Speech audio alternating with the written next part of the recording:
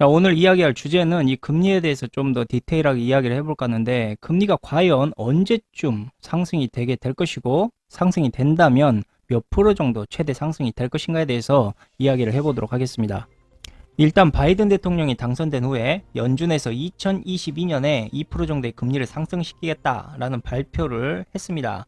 2022년에 2% 금리면은 올해부터 금리를 서서히 상승시키면서 내년까지 2%의 금리를 단행하겠다라는 이야기인데, 이것은 적어도 올해부터 분기당 0.25% 정도의 금리를 적용시키는 것이고, 이것은 경제 호조에 따라서 금리 상승의 기조가 매우 달라질 수 있습니다. 그러니까 이제부터 슬슬 대비를 해야 되겠죠. 이렇게 금리 상승세가 지속될 경우 뉴욕 증시에 부정적인 영향을 주게 되는 것은 당연한 것이고, 반면에 주식의 위험 프리미엄, 즉 버블의 충격은 서서한 금리 상승으로 인해서 천천히 진행될 것이기 때문에 그에 걸맞는 대응을 앞으로 준비하는 것이 좋을 듯 싶습니다. 여튼 거두절미하고 연준의 이러한 금리 정책을 관망하고 있던 JP모건의 조던 잭슨은 최근 홈페이지에 이러한 글을 남기기도 했습니다.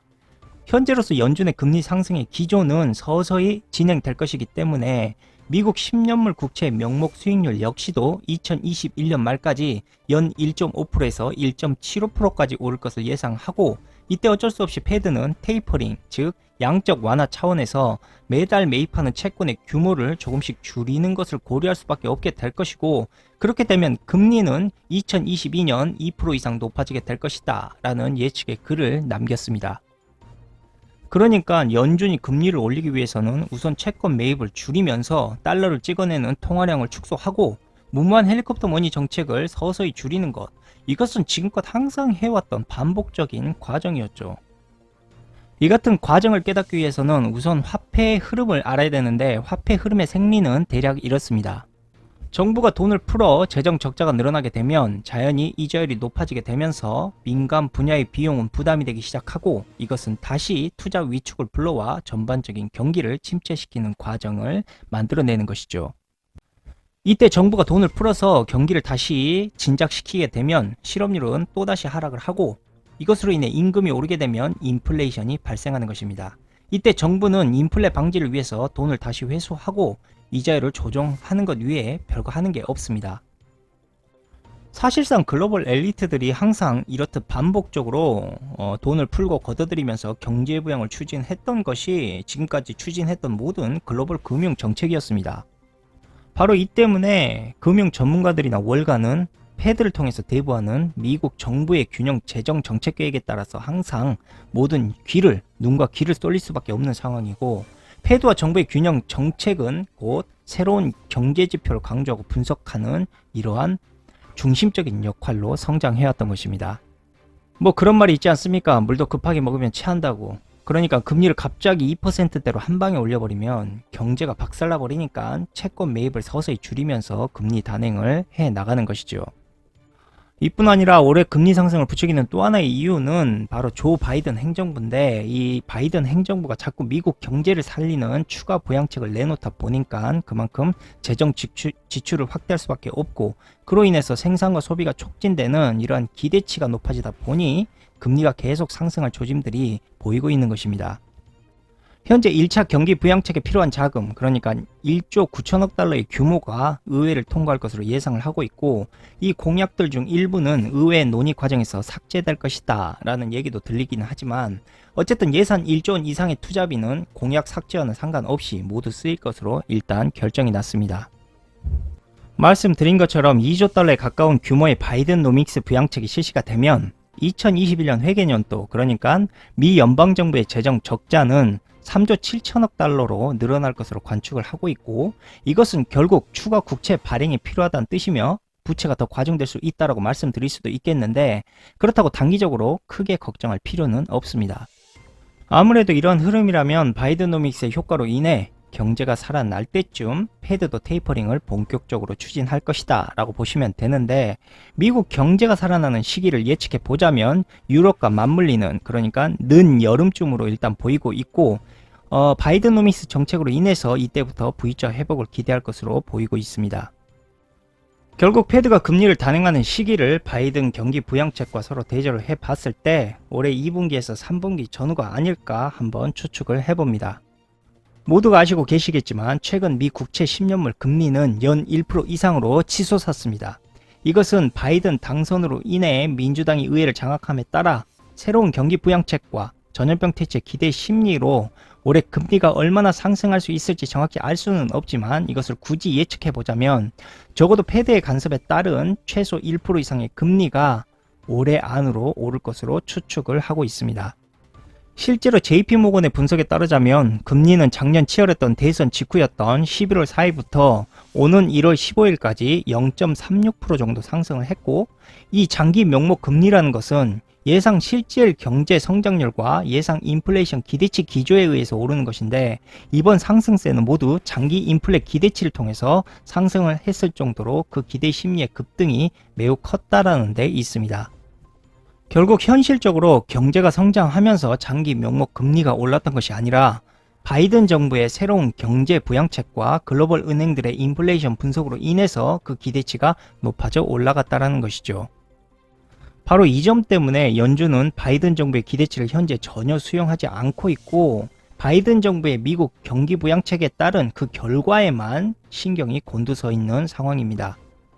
한마디로 지금 상황을 이야기해보자면 바이든 정부와 패드의 입장은 상당히 서로 상반된 상황에 있고, 이번 미국 정부의 경제 부양책 향방이 바로 패드의 금리 상승을 결정하게 될 매우 중요한 열쇠가 된다는 것이죠. 그렇기 때문에 바이든노믹스 부양책 효과가 적어도 올 2분기를 넘겨야지만 정확히 알 수 있는 상황이기 때문에 패드는 일단 올해 2분기 이후 경제 상황에 따른 금리 포지션을 현재 잡고 있는 것입니다. 그렇다면 이번 투자자들의 수익률 상승은 경제 성장 개선이 실제로 이루어진 것이 아니었다라는 사실을 우리가 알 수가 있는 것이고, 전적으로 바이든 민주당의 경기 부양책 재정 확대에 따른 인플레 기대치의 영향이 올라갔던 결과다라는 것이라고 우리가 봐야 되겠죠. 하지만 반대로 패드는 이 같은 현상을 매우 냉정하게 현재 보고 있다. 그러니까 우리 현재 일반 투자자들이 보고 있는 이 장밋빛 주가 현상을 패드는 절대 긍정적으로 보고 있지 않다라고 우리가 판단을 해야 되는 것이죠. 바이든 정부는 현재 전염병으로 인해 만들어진 거대한 거품집 위에 남은 거품을 더 끼얹어서 실물 경제를 유지하려는 그런 포지션을 취하고 있는데, 바이든이 이 같은 도박을 거는 것은 전염병 사태가 이번 연도 안에 반드시 사라질 것이다 라는 자신감과 확신을 갖고 있기 때문이고, 부채와 인플레이션에 대한 우려를 털어내면서 공격적이고 확장적인 재정 및 통화 정책을 펼칠 수 있는 프레임을 명확히 제시하고 있다라는 이야기도 됩니다. 바이든 정부가 이렇게 확신하는 이유는 2008년 금융위기 이후부터 아무리 돈을 풀어도 금리가 역사적 저점에 머물고 있고, 또한 인플레이션이 발생하지 않는 상황이 장기적으로 지속되다 보니까 바이든 정부의 화폐버블 정책에서 최우선의 과제로 대두되었던 부채와 인플레이션이라는 고민의 우려를 이들은 이 분석을 통해서 과감히 털어버리는 계기를 만들었던 것이죠. 하지만 베팅이 실패했을 경우, 그러니까 올해 전염병도 해결되지 못하고 버블을 통한 실물 경제 정책도 명확하게 성공을 하지 못하면 바이든 정부는 그저 미국에게 더 많은 부채 더미만 안겨주는 골칫덩어리 정부로 전락되어 버릴 수도 있습니다. 그러므로 지금의 미 중앙은행, 그러니까 패드는 바이든 정부의 상황과 눈치를 보며 매우 완화적이고 부드러운 통화 정책을 한동안 지속할 수밖에 없고, 이것은 지금처럼 매월 1200억 달러의 채권을 서서히 매입하기 시작하면서 지금처럼 제로 금리를 최대한 유지할 거라는 소리입니다. 그러나 이 같은 채권 매입은 아무리 안정적인 포지션을 취한다 해도 인플레 상승의 위험을 증가시킬 수밖에 없는 것이고, 그런 패드는 금리 상승의 명분을 바이든 경기 부양책으로부터 빠르게 얻고 싶어 하는 것입니다. 그리고 이번에 시행되려고 하는 바이든 경제 부양책에 포함되어 있는 가계소득, 이거 말씀드렸었죠. 1인당 월 1,400달러인가 뭔가 하는 거. 그리고 여기에다가 사업자금 조달 정책인 PPP론 이런 것들이 포함되어 있는 어쨌든 정책을 말하는 건데, 이러한 정책은 새로운 투자나 고용 창출을 장기적으로 부추기는 데는 거의 영향을 미치지 못하는 정책이지만, 일단 새로운 돈이 풀리는 명분이 되니까 총 수요는 자극할 수가 있습니다. 하지만 돈만 푼다고 멈췄던 기업이 다시 살아날 리는 없죠.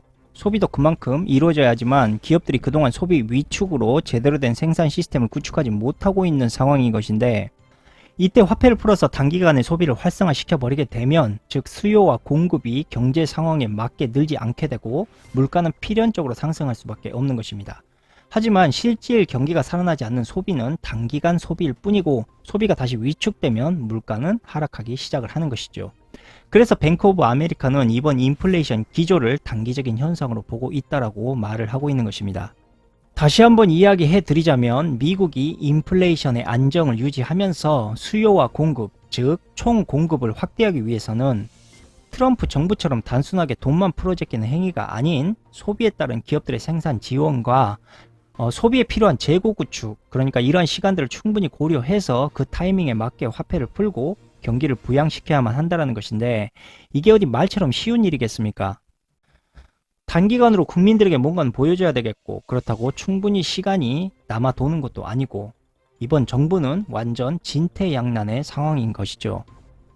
이런 이유로 인해서 월가는 바이든 정부의 경기 부양책이 실패를 할 것이고 인플레이션을 피할 수 없을 것이다 라고 하나같이 입을 모아서 이야기를 하고 있는 것이지만, 사실 그 누구도 아직까지는 정확히 알 수는 없죠. 왜냐하면 경기 부양책이 지금 명확하게 이 결과가 나온 것이 아니기 때문에 말이죠. 하지만 분명한 것은 월가의 분석에서처럼 결코 인플레이션의 기조가 폭발적으로 늘어나지는 않을 것이라는 것입니다. 왜냐, 바이든 정부의 추가 부양책에도 불구하고 여전히 미국 내 노동 시장은 높은 실업률을 보이고 있으며, 사회적 거리 두기와 백신 접종 보급 또한 생각보다 매우 더딘 속도를 보이고 있기 때문에 사람들의 소비력은 제한적으로 억제될 수밖에 없고, 소비보다는 예금이 늘어나는 상황으로 인해서 올해 인플레이션이 폭발적으로 급등할 가능성이 매우 낮다라고 볼 수 있습니다. 여기에 패드 또한 바이든 경제 부양책을 긍정적인 시선으로만 보고 있지 않기 때문에 금리가 2.5% 이상을 넘어설 가능성은 매우 낮다라고 판단하시는 것이 좋습니다. 2008년 금융위기 이후 인플레와 금리가 거의 0% 수준으로 유지되므로 경제 전문가 사이에서는 바이든 정부가 경제 운영을 위해서는 어쩔 수 없이 부채를 안고 지금처럼 계속 돈을 풀어야만 한다는 합의가 여전히 커지고 있는 분위기고, 전염병 사태가 겹치기 시작하면서 재정 적자의 일시적인 증가는 단순하게 경기 회복을 위해서 용인되는 정도가 아니라 이제는 바람직하다라는 수준까지 긍정적인 합의가 이루어지고 있습니다.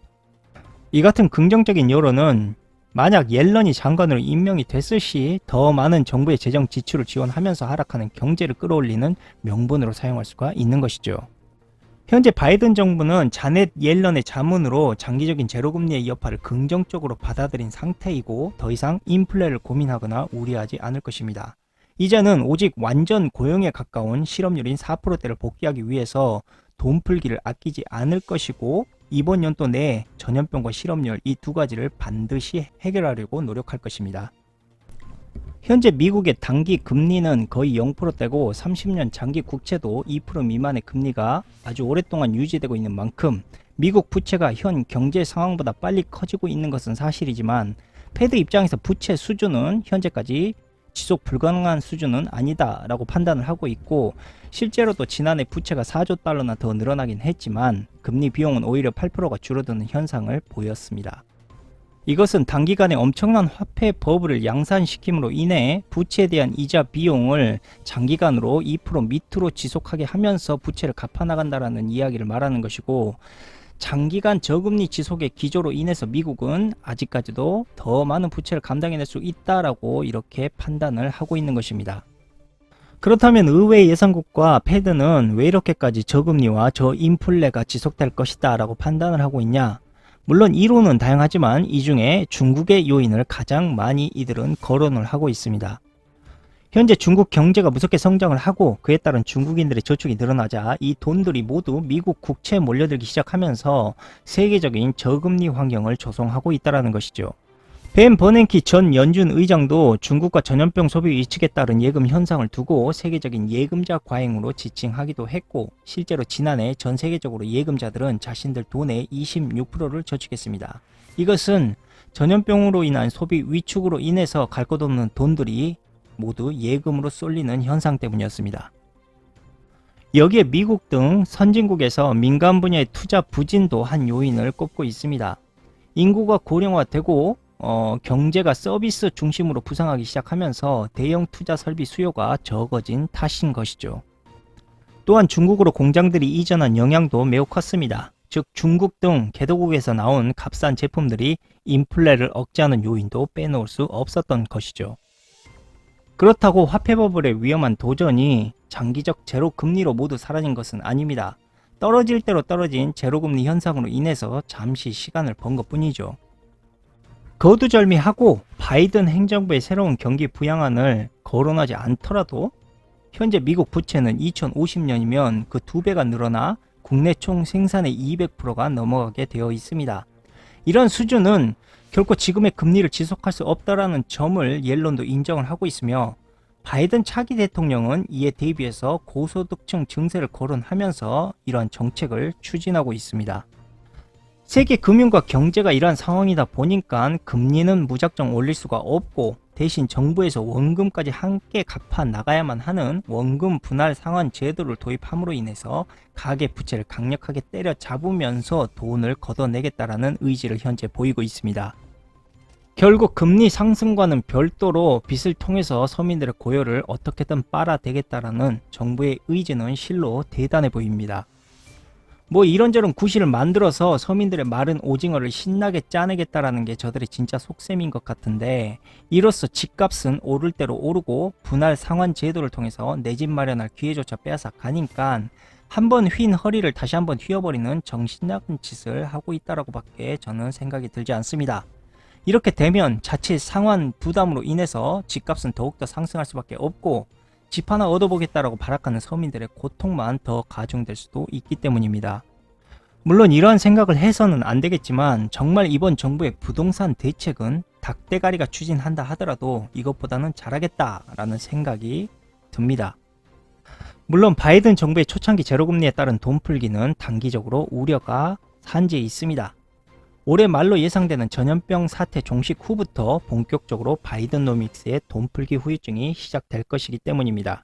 이것은 초양적 완화 기조로 자산 거품이 매우 심해진 데다가 전염병 종식 뒤에도 뚜렷한 경기 반등을 기대하기 힘들다라는 이러한 문제 때문이죠. 이로 인해서 몇몇 경제 전문가들은 불경기에 따라 자산 거품만 심해지는, 그러니까 인플레이션이 아닌 스태그플레이션이 올 수도 있다라는 우려를 비추고 있습니다. 끝으로 오늘 방송의 요점만 꼬집어서 말씀드리자면 바이든 경제 부양책으로 인해 세계 경제 인플레이션이 가중될 수도 있으며 2분기 이후부터 바이든의 경제 정책 결과에 따라서 단기간에 경제가 회복될 가능성은 충분히 내재되어 있기 때문에 패드가 바이든의 올해 경제 부양책의 흐름의 결과를 보며 금리 상승의 적정 기준을 어필하게 될 것이고, 바이든 정부의 경제 부양책이 실패했을 경우 스태그플레이션의 기조로 경제 양상이 바뀔 위험성도 함께 산재되어 있다라고 판단을 하셔야 됩니다. 반대로 만약 바이든 정부의 경제 정책이 성공했을 경우 금리는 최소 올해 말까지 1%에서 1.7% 정도 상승할 것이다 라고 생각하시는 게 좋을 것 같고, 패드는 올해 2021년의 경제 흐름을 분석해서 크게 문제가 없을 시 올 후반기부터 본격적인 테이퍼링을 추진하게 될 것이며 2022년에 금리가 2%에서 최대 2.5% 이상으로 높아지게 될 것으로 현재 판단을 하고 있습니다. 이러한 경제 흐름을 잘 대처하시기를 바라면서 오늘은 여기까지 방송을 하도록 하겠습니다. 감사합니다.